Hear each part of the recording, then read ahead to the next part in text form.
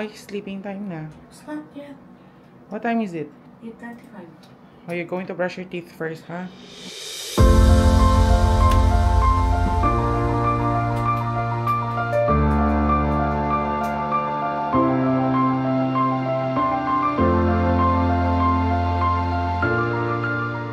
Hi everyone! Welcome back to my channel and this is me, Mommy Gel.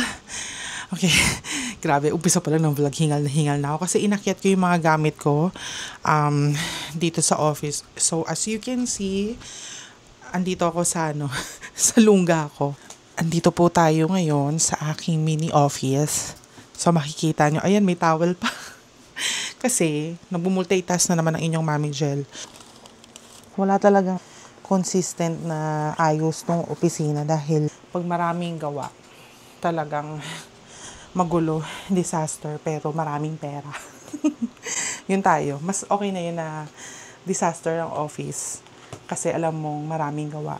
Ngayon medyo malinis pa na medyo madumi. So tama lang. Okay, hindi ako nagbukas ng aircon. Naka-electric fan lang ako kaya medyo maingay. Kasi nagtitipid po kami. Okay, so ang order po sa akin ngayon ay Nordic mug. Papakita ko sa inyo. Wait. Ito po yung order sa akin. Para yata sa para sa binyag. So ito yung Nordic mug. Itong business na to ay nagsimula no 2022. So, nung mga una, pakonti-konti, gano'n naman talaga, diba? Hanggang sa makilala ka. Yan. Usually, mga binyag, Christmas, giveaways, debut, wedding, minsan mga personal gift, yung special gift to someone. So, iko-quick tour ko kayo dito sa sa aking office. So, maliit lang naman to. Kung makita nyo.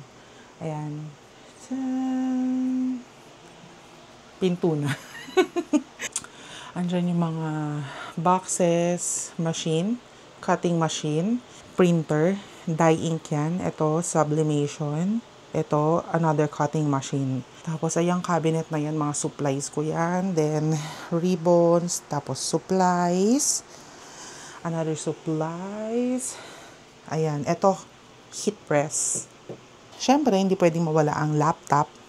Ito yung sinasabi ko na na office chair. Kung napanood niyo yung Christmas gift to our son, yan, explain ko kung bakit nasisiraan kami ng office chair. So, itong binili kong office chair na to, sa IKEA. And magli-layout muna ako, and then, i-update ko kayo dito sa vlog. See you later.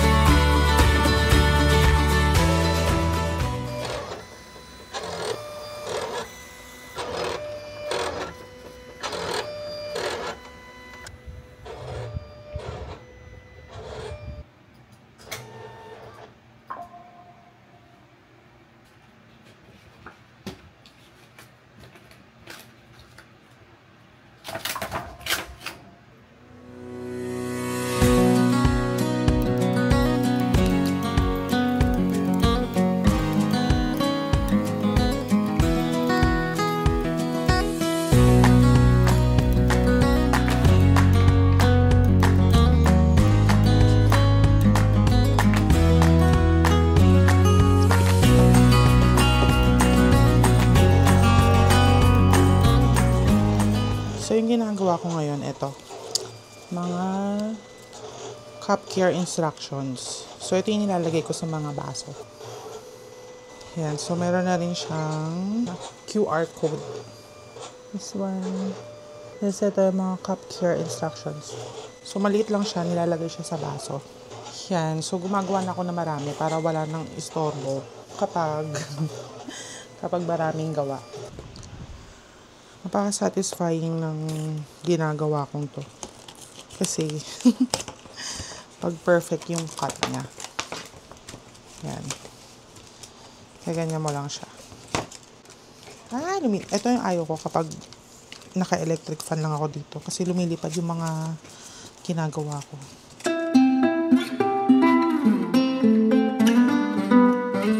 Hindi ka nagugutom? Ako din eh.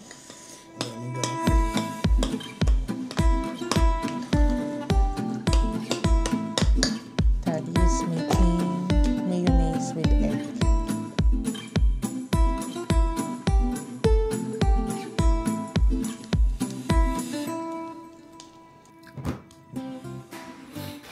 Pag si Daddy kayo nagpalaman, puno ng pagmamahal. Kasi tumutulong.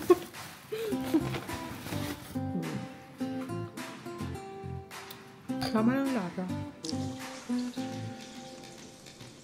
Tignan mo ma'am, buo yung yung itlog. Yan, ganitong oras ang trabaho ko. Ang gawa ko, parang call center. Naamoy ko ngayon yung tinapa. Parang mas nakakagutom lalo. Ayan no. Ano to, Salinas tinapa. Parang after ng mga holidays. Parang ang sarap kumain ng tinapa, mga tuyo. Parang nagsawa sa baboy. Parang patay gutom na.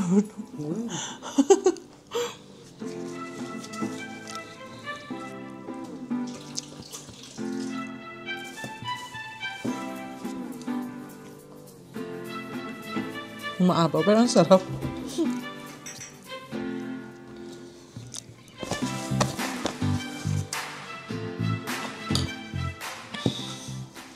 Hirap mag-isip ng baon ng bata, no? Isa pa lang yung anak namin. Hirap mag-isip ng araw-araw. Parang ulam natin sa bahay. Everyday. Ang tanong namin palagi, anong ulam? Tapos kumakain pa lang kami. Nagtatanong na, anong ulam tomorrow? Okay, so nandito na ako sa taas. Nakakain ako. Kanina nanginginig na ako. Naantay ko lang si Daddy kaya natawagin ako. Nag-layout lang ako kanina para dun sa customer ko for tomorrow na shipping. Hindi pa naman masyadong toxic ngayon pero ang toxic lang is yung mga resibo, yung ledger, hindi ko pa na-update. So, natabunan na lahat ng mga naging sales ko last year. Tapos ko lang mag-edit. 4 a.m. na. Gigising ko na si Sandra.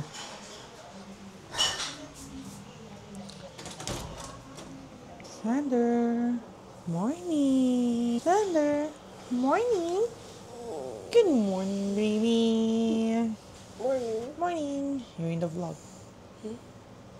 There. But they cannot see you. I'm just my body. I didn't show your face while you're sleeping. Nagpapaalam ako kay Sander kapag i-vlog ko siya or kasama siya sa video. Is that cooking? Yeah, Daddy is cooking. You say good morning. Breakfast ready? Not yet ready, but still cooking. He's just started cooking. Can I show your face? No. No. Oh, really? You say good morning. Morning, baby. Morning. Morning.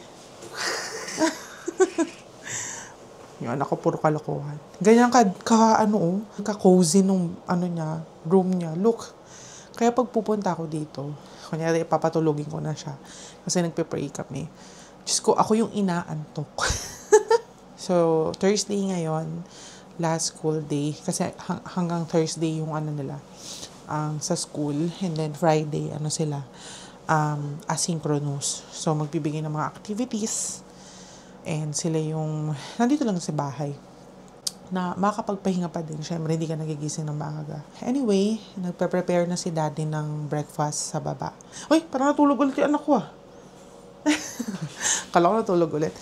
Ayan. Para magising siya, ganito ginagawa ko. Bubuksan ko tong ilaw na yun. Ayan. Ayan. Uplighter yan. Nabili ko yan sa IKEA. Tapos ito, regalo ng kanyang Tito Eric. Cozy ng ano niya, no? Kahit ganyan, no? Uplighter. Tapos, tada! Grabe, ang putla ko na yata. Parang, ayan. So, bababa na kami to say good morning to Daddy. Let's go na. Stretch muna. Stretch.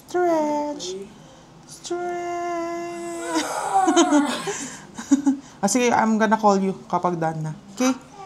Okay.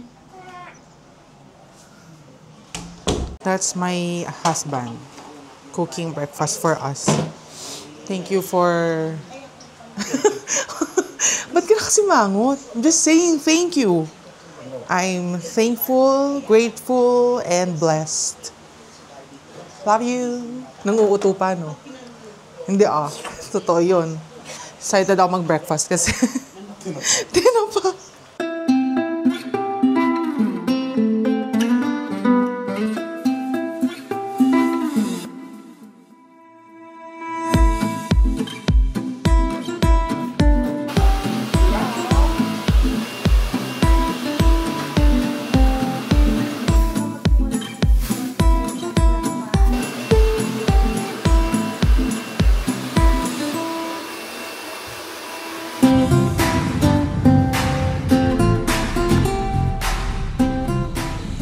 Hi everyone! So we are going to school. Hihatid na namin si Sander. Tingnan nyo, ang dilim pa. At 5:50 AM na, ha?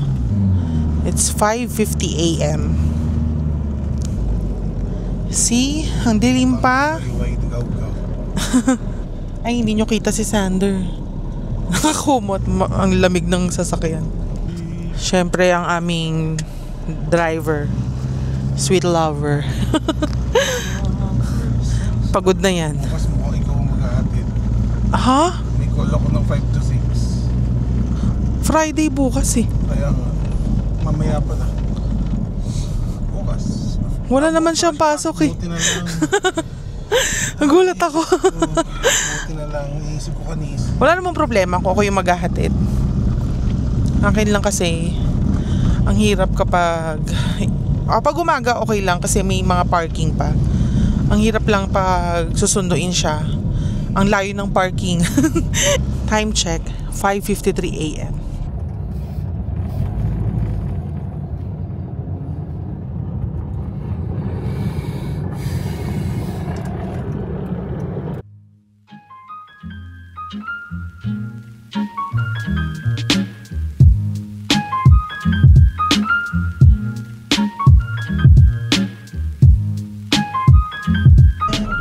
We're in school. Pero mag-aantay muna kami until 6:15. Sa car lang muna kami. Hindi namin siya iniiwan ng sobrang dilim pa. 6:02 in the morning. This is brought to you by Mang Tomas. Sabi ko.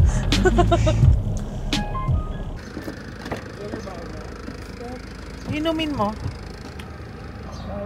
Bye. Study well, ha? Manage. Yeah.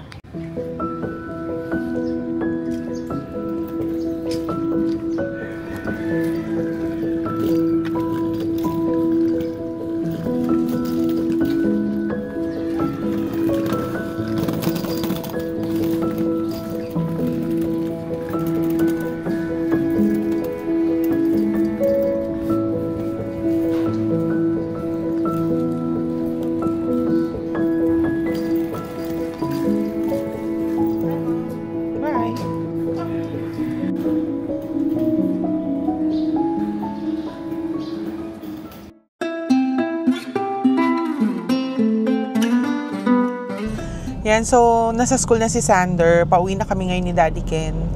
At matutulog na kami pag-uwi. Oras ko talaga call center eh, no? Ayos. Okay, so this is my video for today. Today or yesterday? Last night, hindi ko na alam kung anong oras. So, thank you for watching. See you on my next video. Bye!